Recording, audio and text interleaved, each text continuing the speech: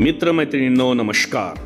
नुकतीच काल दिनांक 1 मार्च 2024 रोजी मंत्रिमंडळामध्ये महाराष्ट्राचे मुख्यमंत्री श्री एकनाथराव शिंदे यांनी नवीन पेन्शन योजनेमध्येच जुन्या पेन्शन योजनेचे लाभ यांची घोषणा केलेली आहे.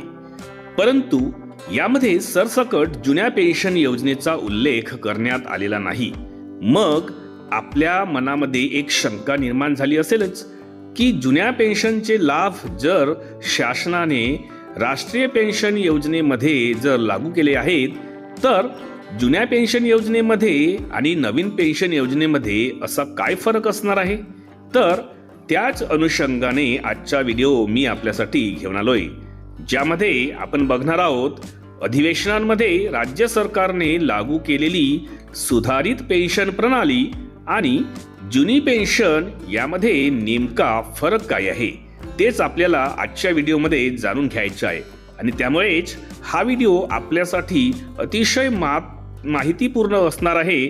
आणि म्हणूनच आजच्या या व्हिडिओला सुरू करण्याच्या पूर्वी आपण हे चॅनल एज्युकेशनल मनोहर यावर आपण नवीन असाल तर हे चॅनल आपण सबस्क्राईब करून घ्या आणि हा व्हिडिओ बघितल्यानंतर राज्यातील सर्व शासकीय कर्मचारी बंधू भगिनींना आपण शेअर करा. चला तर मग जास्त वेळ न दवडता आपण आजच्या या व्हिडिओला सुरुवात करूया.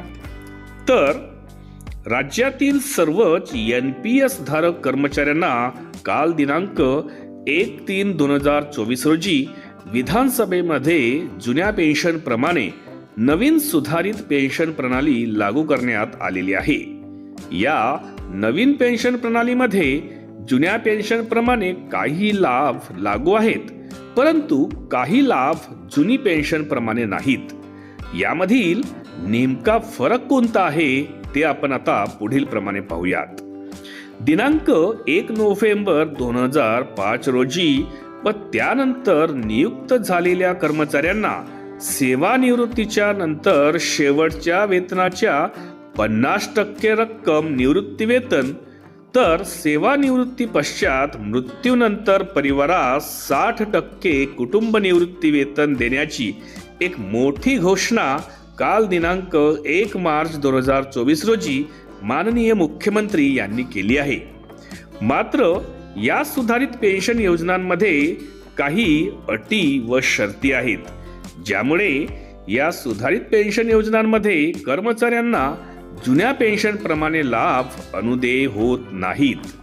यामध्ये नमूद आहे की कर्मचाऱ्यांच्या नियुक्तीच्या दिनांकापासून देण्यात आलेली सेवा गृहीत न धरता जितके वर्ष कर्मचाऱ्याने पगारामधून 10% रक्कम कपात केली तितके वर्ष त्यांची सेवा धरून पेन्शन देणे, त्याचबरोबर वेतनातून 10% रक्कम सक्तीने नापरतावा महसूल करणे जुन्या पेन्शन नियम 1982-84 च्या विरुद्ध आहे. तसेच पूर्ण सेवा निवृत्ती वेतन, तसेच भरपाई निवृत्ती वेतन, जखम अथवा इजा निवृत्ती वेतन, अनुकंपा निवृत्ती वेतन यासारख्या जुन्या पेन्शन मधील लाभांचा समावेश या सुधारित पेन्शन प्रणालीमध्ये करण्यात आलेला नाही. तसेच कर्मचाऱ्याच्या सेवानिवृत्तीनंतर 40% पेन्शनचे अंश राशीकरण करण्याची सुविधा यामध्ये नाही, जे की जुन्या पेन्शन प्रणालीमध्ये आहे. तसेच निवृत्तीनंतर भविष्यामध्ये लागू करण्यात येणारे वेतन आयोगानुसार निवृत्ती वेतन आणि भत्त्यांमधील वाढ करण्याचा यात समावेशही नाही.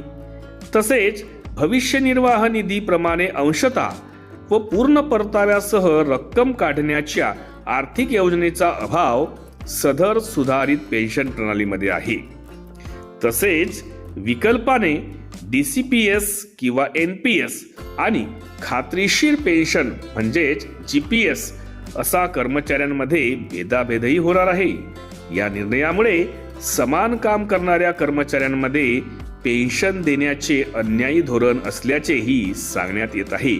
आता एकंदरीत या जुन्या पेन्शन मधील काही लाभ राष्ट्रीय पेन्शन प्रणालीमध्ये लागू केल्यानंतर जुन्या पेन्शन मधील काही जे लाभ जे विशेषतः आपल्या वयोमानानुसार आवश्यक असणाऱ्या काळामध्ये आवश्यक असतात, तर अशा वेळी जर ते लाभ कर्मचाऱ्यांना मिळणार नसतील तर ही जुन्या पेन्शनची लाभ असणारी नवीन राष्ट्रीय निवृत्ती वेतन योजना ही किती प्रमाणात कर्मचाऱ्यांसाठी फायदेशीर ठरते हे येणारा काळच सांगणार आहे.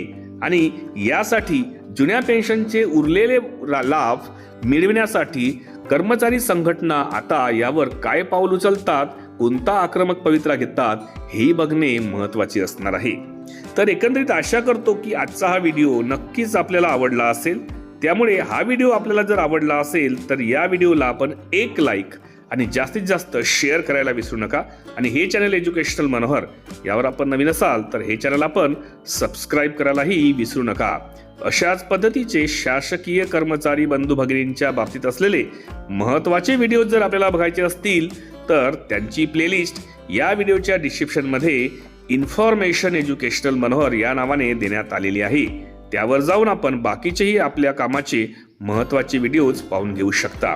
अशाच एका महत्त्वपूर्ण व्हिडिओमध्ये मी आपल्या समोर येणार आहे. तोपर्यंत माझ्या सर्व शासकीय कर्मचारी बंधू भगिनींना माझा नमस्कार.